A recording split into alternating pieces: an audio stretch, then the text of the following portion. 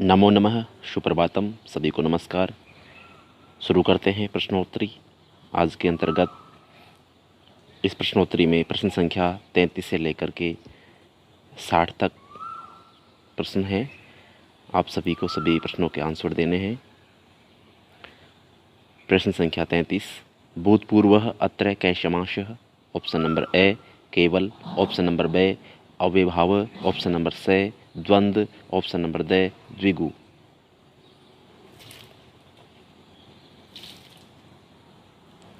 इस प्रश्न का सही आंसर होगा ऑप्शन नंबर ए भूतपूर्व। इसमें केवल समास है और सूत्र का नाम है सहसुपा। इसका लौकिक विग्रह की बात करें तो इसका लौकिक विग्रह होता है पूर्वम भूतः इति पूर्वभूतः। यह इसका लौकिक विग्रह है। पूर्वम भूतसु इसका अलौकिक विग्रह होता है और सहसुपा सूत्र से यहाँ केवल समास होता है और प्रातिपदिक संज्ञाओं सुपो धातु प्रातिपदिकों से विभक्तियों का लोप होने के पश्चात क्या बनता है, भूतपूर्व बनता है। इस प्रकार से प्रश्न संख्या 33 का ऑप्शन नंबर ए सही आंसर होगा। प्रश्न संख्या 34, द्वियमुनम अत्र कैशमाशः। ऑप्शन नंबर ए केवल, ऑप्शन नंबर बी बहुव्रीहि, ऑप्शन नंबर सी अव्ययभाव, ऑप्शन नंबर डी द्वंद्वः। इस प्रश्न का सही आंसर होगा ऑप्शन नंबर सी नदी विश्चय सूत्र के द्वारा क्या होता है, नदी बीस है संख्या समस्यते। नदी वाचक शब्दों के साथ में यदि संख्यावाची शब्द हो तो वहाँ अव्ययभाव समास होता है। द्वियमुनम, द्वयो यमनयो समारः, इसका लौकिक विग्रह होता है द्वयो यमनयो समारः। इस प्रकार से यहाँ प्रश्न संख्या 34 का सही आंसर होगा ऑप्शन नंबर सी अव्ययभाव समासः। प्रश्न संख्या 35, पंचगंगम पदे समाशः अस्ति। ऑप्शन नंबर ए केवल, ऑप्शन नंबर बी अविभाव, ऑप्शन नंबर सी द्विगु, ऑप्शन नंबर डी द्वंद्वः। इस प्रश्न का भी सही आंसर होगा ऑप्शन नंबर बी अविभाव समास है। नदी विश्चय सूत्र के द्वारा नदी बीस है संख्या समस्यते, नदीवाचक शब्दों के साथ में संख्यावाची शब्दों का समास होता है और वह अव्ययभाव समास होता है। तो यहाँ द्वियमनम में द्वि शब्द संख्यावाची है और यमुना नदीवाचक है। इसी प्रकार से यहाँ पंच संख्यावाची शब्द है और गंगम जो शब्द है वह नदीवाचक है। इस प्रकार से संख्यावाची और नदीवाचक जो शब्द है उनका समास होता है और वह होता है अव्ययभाव समास। इस प्रकार से प्रश्न संख्या 35 का ऑप्शन नंबर बी सही आंसर होगा। प्रश्न संख्या 36, वागर्थाविव पदे समासः अस्ति। ऑप्शन नंबर ए केवल, ऑप्शन नंबर बी द्वंद्वः, ऑप्शन नंबर सी तत्पुरुषः, ऑप्शन नंबर डी द्विगुः। इस प्रश्न का सही आंसर होगा ऑप्शन नंबर ए केवल समास है। इस प्रश्न का सही आंसर होगा ऑप्शन नंबर ए केवल समास है। और वागर्थाविव इसका लौकिक विग्रह होता है वागर्थौ इव इति।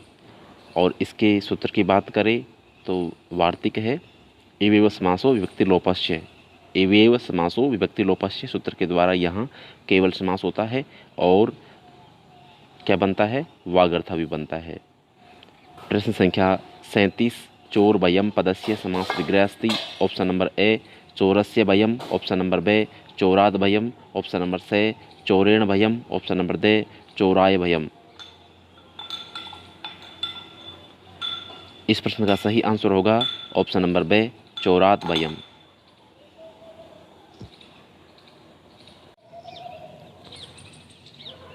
पंचमी बह्यन सूत्र के द्वारा यहाँ समास होता है और बनता है चोरात भयम चोर भयम। ऑप्शन नंबर बी इस प्रश्न का सही आंसर होगा।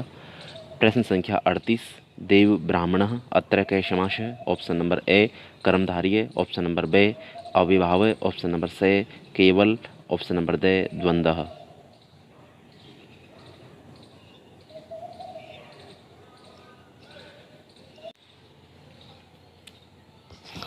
इस प्रश्न का उत्तर होगा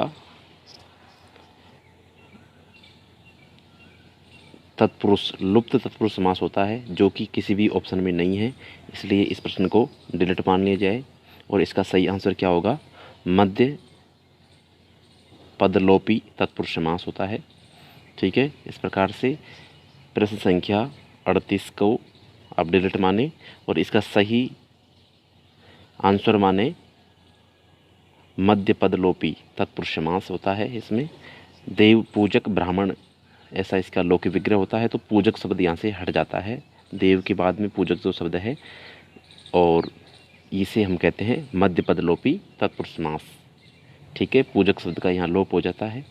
बढ़ते हैं अगले प्रश्न की ओर। प्रश्न संख्या 39, नवानाम रात्रिणाम समाहार इति ए नवरात्रः, ब नवरात्रि ऑप्शन नंबर से, नवरात्रम ऑप्शन नंबर दे, नवरात्रि।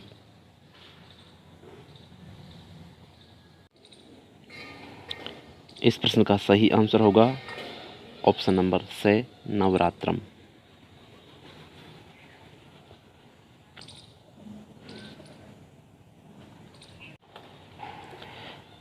प्रश्न संख्या 40, कृष्णश्रितः शब्दे समासः अस्ति ऑप्शन नंबर ए तत्पुरुषः ऑप्शन नंबर बे कर्मधारय ऑप्शन नंबर से, द्विगु ऑप्शन नंबर दे, द्वंद्वः।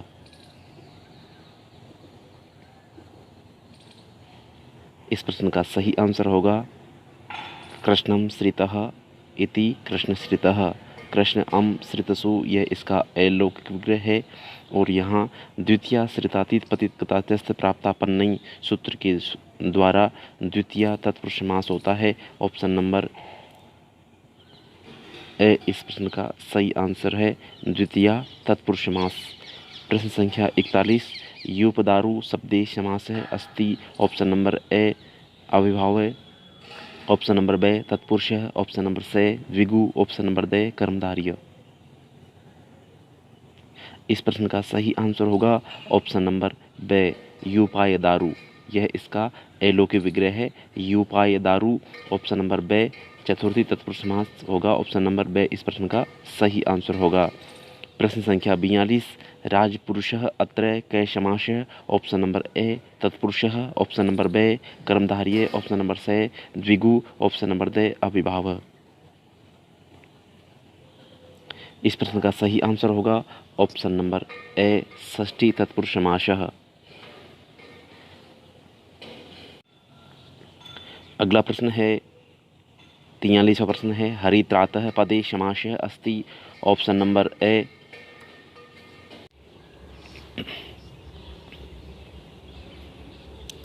प्रश्न संख्या 43 फिर से देखिए, हरित्रातः पदे समासः अस्ति ऑप्शन नंबर ए अविभाव, ऑप्शन नंबर बे कर्मधारय, ऑप्शन नंबर से तत्पुरुष, ऑप्शन नंबर दे द्विगु। इस प्रश्न का सही आंसर होगा ऑप्शन नंबर से हरिणा त्रातः, हरित्रातः तृतीय तत्पुरुष समास होता है, ऑप्शन नंबर से इस प्रश्न का सही आंसर होगा। यदि बात करें इसके लौकिक विग्रह की, तो लौकिक विग्रह होता है हरिणा त्रातः, हरिटा त्रातसु, यह इसका अलौकिक विग्रह होगा और इसमें तृतीय तत्पुरुष समास होता है।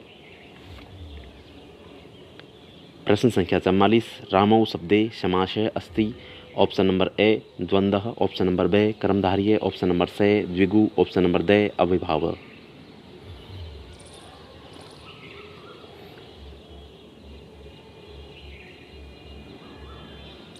इस प्रश्न का सही आंसर होगा ऑप्शन नंबर ए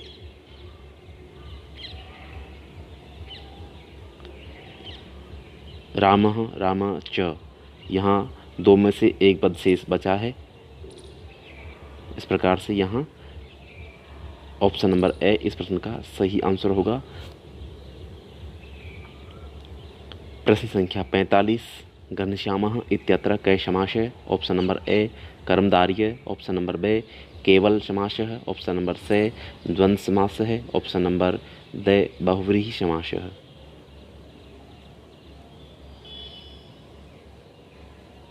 इस प्रश्न का सही आंसर होगा ऑप्शन नंबर ए कर्मधारय समास है। और सूत्र की बात करें तो है उपमानानि सामान्य वचनई, सूत्र के द्वारा घन इव श्यामः। इसके लौकिक विग्रह की बात करें तो इसका होगा घन इव श्याम। क्या होगा? घन इव श्यामः। और बात करें सूत्र की तो सूत्र है उपमानानि सामान्य वचनैः। सूत्र के द्वारा यहाँ कर्मधारय समास होता है। बढ़ते हैं अगले प्रश्न की ओर। प्रश्न संख्या 46। हरौ इति क। ऑप्शन नंबर ए सुहरि, ऑप्शन नंबर बे उपहरि, ऑप्शन नंबर से अधिहरि, ऑप्शन नंबर दे अधिहरि।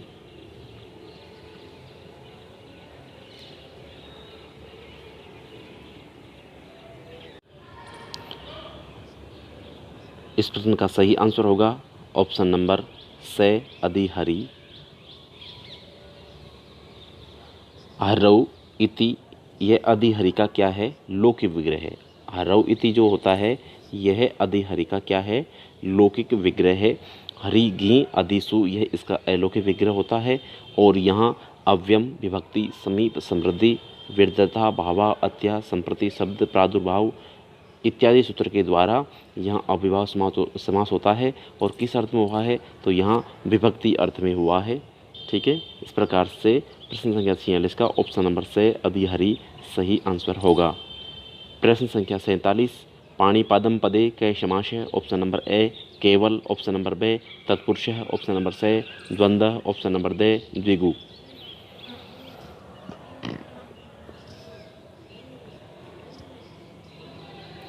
इस प्रश्न का सही आंसर होगा द्वंद्व समास।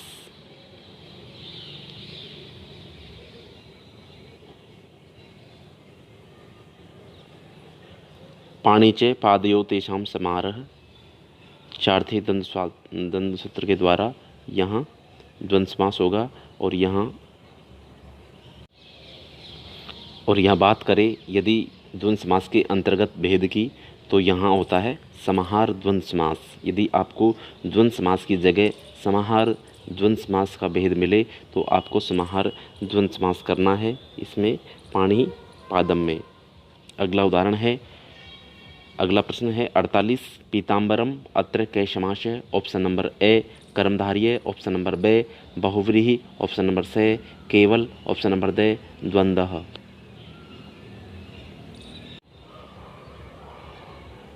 इस प्रश्न का सही आंसर होगा ऑप्शन नंबर ए कर्मधारय समास। लौकिक विग्रह की बात करें तो लौकिक विग्रह होगा पीतम चेतत अंबरम, यह इसका लौकिक विग्रह होगा। और दोस्तों आपको यहाँ पर यह ध्यान रखना है पीताम्बरम में यदि पीताम्बरः विसर्ग वाला आता है तो उसका विग्रह चेंज हो जाएगा और समास का नाम भी चेंज हो जाएगा। यदि क्या आता है पीतम अंबरम यस्य से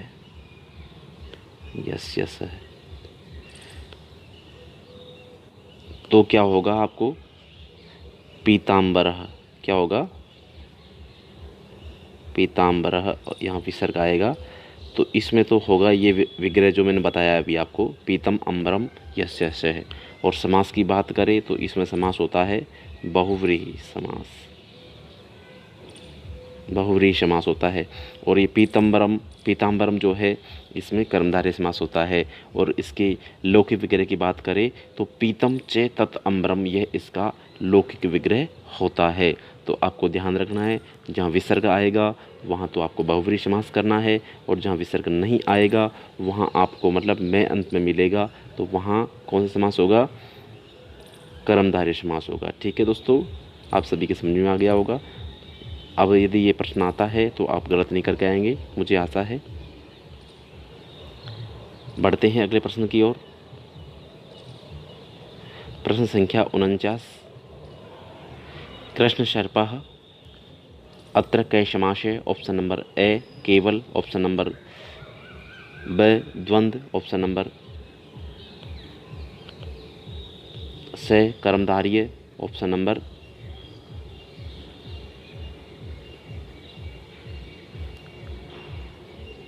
से कर्मधारय, ऑप्शन नंबर दे द्विगु। तो इस प्रश्न का सही आंसर आपको देना है। इस प्रश्न का सही आंसर होगा ऑप्शन नंबर से, कर्मधारय समास। बात करें लोक विग्रह की, तो लोक विग्रह होगा कृष्णश्चासौ सर्पः। क्या होगा? कृष्णश्चासौ सर्पः, यह इसका लोक विग्रह होगा और ऑप्शन नंबर से इस प्रश्न का सही आंसर होगा, कर्मधारय समास। प्रश्न संख्या 50, चंद्रशेखरः पदस्य विग्रह करणीयः। ऑप्शन नंबर ए, चंद्रस्य शेखरे यस्य सः।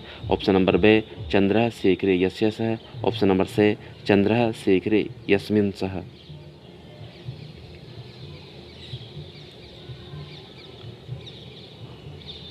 इस प्रश्न का सही आंसर होगा ऑप्शन नंबर बी, चंद्रः शेखरे यस्य सः।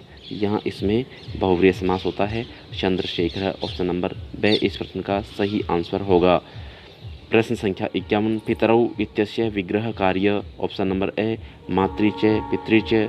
ऑप्शन नंबर बी, माता च पिता च। ऑप्शन नंबर सी, पिता च माता च। इस प्रश्न का सही आंसर होगा माता च पिता च। ऑप्शन नंबर बी इस प्रश्न का सही आंसर होगा। प्रश्न संख्या 52, असत्य इत्यत्र कै समासः। ऑप्शन नंबर ए, केवल। ऑप्शन नंबर बी, नय तत्पुरुष समास। ऑप्शन नंबर सी, द्वंद्व। ऑप्शन नंबर डी, बहुव्रीहि। इस प्रश्न का सही आंसर होगा नय तत्पुरुष समास। ऑप्शन नंबर बी इस प्रश्न का सही आंसर होगा।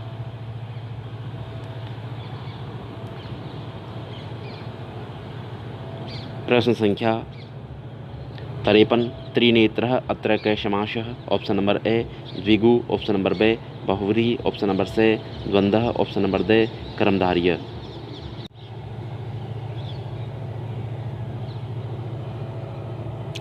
इस प्रश्न का सही आंसर होगा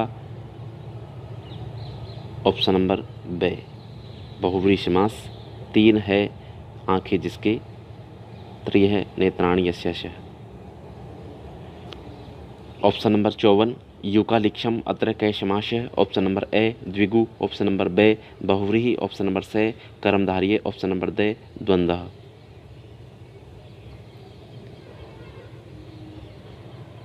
इस प्रश्न का सही आंसर होगा ऑप्शन नंबर डी,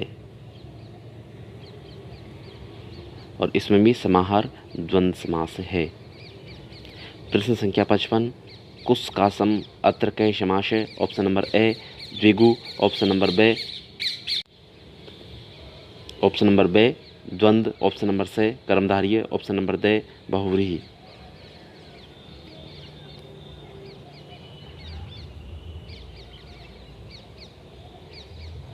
इस प्रश्न का सही आंसर होगा ऑप्शन नंबर बी, चार थे द्वंद्व सूत्र के द्वारा यहाँ द्वंद्व समास होता है। बढ़ते हैं अगले प्रश्न की ओर। प्रश्न संख्या 56, प्राचार्यः अस्य विग्रह करणीय। ऑप्शन नंबर ए, प्रगतः आचार्य। ऑप्शन नंबर बी, प्रकृष्टः आचार्य। ऑप्शन नंबर सी, विरुद्धः आचार्य। ऑप्शन नंबर डी, उपगतः आचार्य।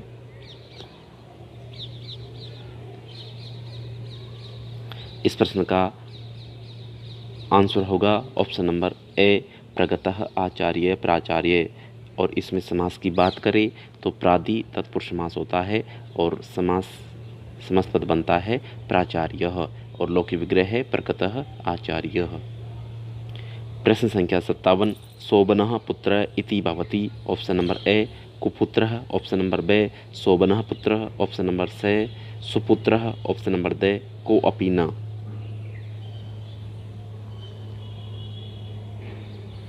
इस प्रश्न का सही आंसर होगा ऑप्शन नंबर से, सुपुत्रः।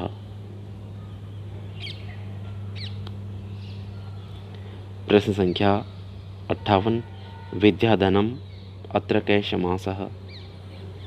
ऑप्शन नंबर ए, कर्मधारय। ऑप्शन नंबर बी, केवल। ऑप्शन नंबर सी, द्वंद्व समास है। ऑप्शन नंबर डी, द्विगु समास है।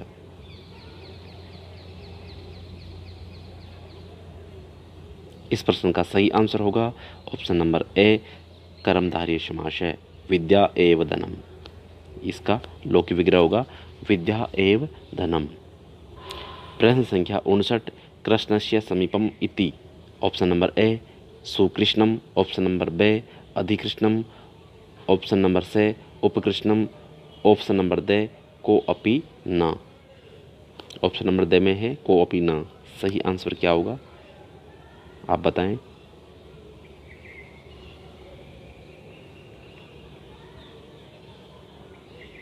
इस प्रश्न का सही आंसर होगा कृष्णस्य समीपम उपकृष्णम। ऑप्शन नंबर से इस प्रश्न का सही आंसर होगा। और इसमें समास की बात करें तो यहाँ समास है अव्ययभाव समास है। पूर्व पद उपसर्ग आया है, आप ऐसे भी पहचान करके लगा सकते हैं। और यहाँ अव्यय विभक्ति समीप समृद्धि विरदथा भावा अत्या सूत्र के द्वारा समीप अर्थ में यहाँ समास हुआ है उपसर्ग का। ठीक है, और इस प्रकार से समस्त पद बनता है उपकृष्णम। कृष्णस्य समीपम उपकृष्णम। प्रश्न संख्या 60 निर्मक्षिकम अत्र क समासः। ऑप्शन नंबर ए द्वंद्व, ऑप्शन नंबर बे द्विगु, ऑप्शन नंबर से केवल, ऑप्शन नंबर द अविभाव। इस प्रश्न का सही आंसर होगा मक्षिकाणाम अभाव। इसके लौकिक विग्रह की बात करें यदि निर्मक्षिकम की तो बनता है मक्षिकाणाम अभाव। और यहाँ समास की बात करें तो इसमें है अव्ययभाव समास है और सूत्र वही है अव्यय विभक्ति समीप समृद्धि विरदथा भावा अत्या असंप्रति शब्द प्रादुर्भाव पश्चात यथा अनुपूर्व योग पद सादृश्य संपत्ति साकल्यान्त वचनेषु सूत्र के द्वारा यहाँ इसमें भी अव्ययभाव समास होता है। तो दोस्तों आज की वीडियो में इतना ही।